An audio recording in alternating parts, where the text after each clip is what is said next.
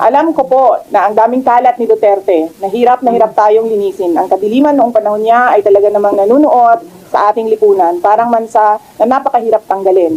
At habang ang anak niya ay may kapangyarihan pa, hindi magiging madali ang ating laban.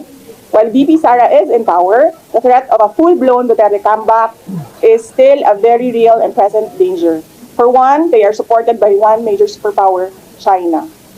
So nakikita ninyo na meron na siyang bias. Ngayon, kanina sa budget, sinasabi niya na, oh, this is a duplication. Sinasabi ko naman, hindi naman tayo pwedeng humindi sa mga taong lumalapit sa aming opisina eh. Kasi opisina ng gobyerno yan, pwede bang magsabi ang gobyerno na, ay nako, hindi kita pwedeng tulungan. Eh may oath ako, anong sinabi ko doon? To do justice by every man. So ibig sabihin, hanggang sa makakaya ng opisina, ng Office of the Vice President, ay magbibigay kami ng tulong. Depende kung ano yung tulong na hinihingi ng tao. Yan yung example ng politicization ng budget. Yung mga ganyan. Pinag-uusapan nila, kahit na i-deny nila, pinag-uusapan ng members of the House of Representatives. Kasi meron pa naman kaming mga kaibigan dyan sa loob na hindi lang nagsasalita dahil takot daw sila. So sinasabi nila, it's openly discussed yung impeachment. Naku, hindi ko alam sa kanila. Basta kami, inaantay lang namin ang kanilang gagawin dahil expected na yon na gagawin nila. Kasi ano ba ang gusto nilang gawin? Gusto nilang pabagsakin ang pamilya Duterte sa politika. At hindi lang siguro politika, sa personal din. Dahil sinama nga nila yung asawa ko, di ba? He's a private individual, pero sinama nila sa harassment nila. Example lang, kung ano yung, playbook.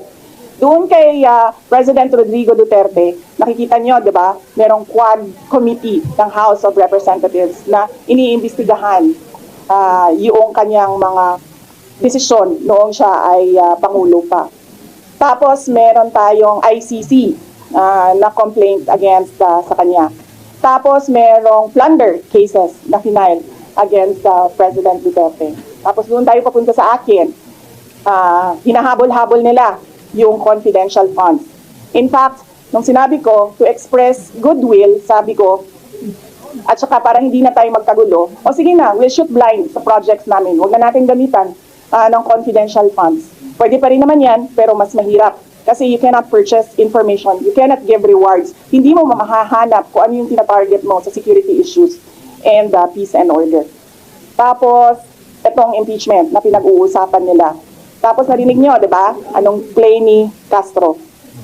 Ang sabi niya, kukunin namin lahat ng mga papeles sa loob ng COA. Saan ka naman nakahanap ng constitutional body, constitutional commission, at ang House of Representatives, uutusan niya ang isang independent commission na ibigay mo yan lahat sa akin. Ano, sila ang mag-audit? Hindi pa nga tapos yung audit. Pero alam na natin, nahahabulin nila dyan ang paninira nila sa akin. Tapos, pumunta tayo doon sa aking kapatid at sa aking asawa. Pinailan nila ng drug smuggling cases. Based on name dropping, based on chismis, based on hearsay. So nakikita ninyo yung gusto nilang mangyari. They want to project the family as corrupt, as criminals, as walang kwentang mga tao, kundi para sa pansarili lang nila. And bakit ba? Bakit? And all because, sinabi ko na dati, we are a threat to the perpetuation in power of people na interesado maging, sabihin na natin Prime Minister, kung matuloy yung niluluto nilang tsa-tsa, o President, kung hindi maluto yung tsa-tsa nila.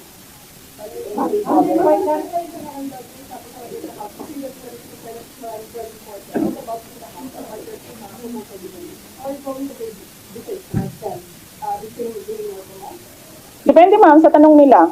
Kung kaloko naman yung tanong nila, di ba dapat kaloko din yung sagot mo? Kung maayos naman yung tanong, maayos din naman yung sagot ko. Nakita niyo naman kanina, nung nagtanong na si Senator Grace Poe, sinagot ko ng maayos.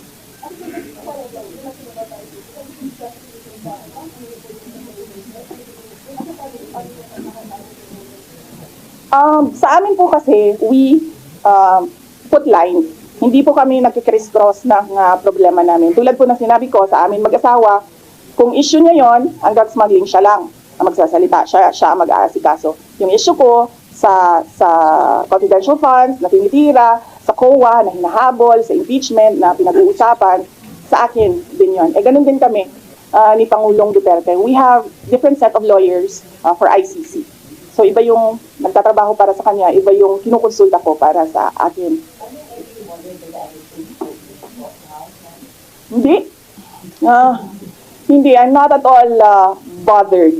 I am bothered na gusto nila i-frustrate ang pinili ng mga tao na maging vice president, all because of power and politics. Pero kung ako lang, ulitin ko lang ha, unang-una, hindi ko gusto tumakbong president. Di ba nga, kaya nung tinanong ako ng magkapatid na Marcos, ni BBM at ni Senator Amy, kung tatakbo ako, diretso kong sinabi, January of 2021, sabi ko sa inyong lahat, hindi ako tatakbong Pangulo. Totoo yun.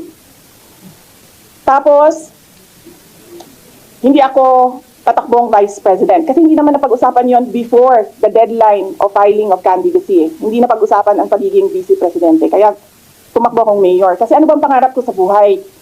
Maka 3 consecutive terms na mayor ng Davao City. Yun yung pangarap ko.